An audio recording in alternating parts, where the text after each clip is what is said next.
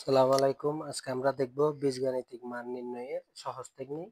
যদি এভাবে থাকে a plus 1 by a equal 3 হলে a square plus 1 by a স্কয়ারের মান কত? এভাবে যদি থাকে তাহলে আমরা একটা সূত্র মনে রাখবো, সেটা হচ্ছে কি মান মানকে স্কয়ার করব প্লাস মাইনাস 2, অর্থাৎ এখানে মানের যে মানটা দেওয়া থাকবে সেটা যদি প্লাস থাকে এটা মাইনাস হবে, আর এটা যদি মাইনাস দেওয়া থাকে তাহলে প্লাস হবে।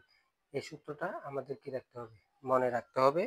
তাহলে আমরা যদি এটা করি, এই এত এর মান কত, তাহলে 3 কে স্কয়ার করব, মান দেওয়া আছে কত।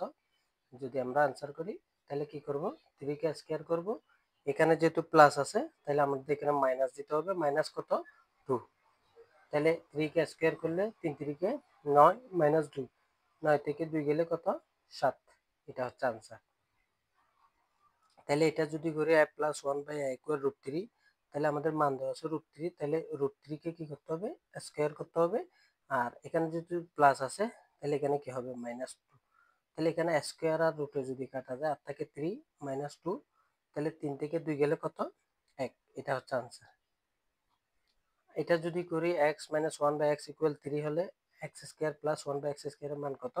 তাহলে আমাদের মান কত দেওয়া আছে 3, তাহলে 3 কে কি করতে হবে, স্কয়ার করতে হবে। যেহেতু এখানে মাইনাস দেওয়া আছে তাহলে এখানে প্লাস হবে, সূত্রে 2 হবে। তাহলে কত, 3 এর উপর স্কয়ার মানে 3 3 কে 9 প্লাস 2, 9 আর 2 যোগ করলে কত 11। এটা হচ্ছে আনসার। আশা করি সকলে বুঝতে পেরেছেন। যদি ভিডিওটি ভালো লাগে অবশ্যই লাইক এবং কমেন্ট করবেন এবং চ্যানেলটি সাবস্ক্রাইব করবেন। আসসালামু আলাইকুম।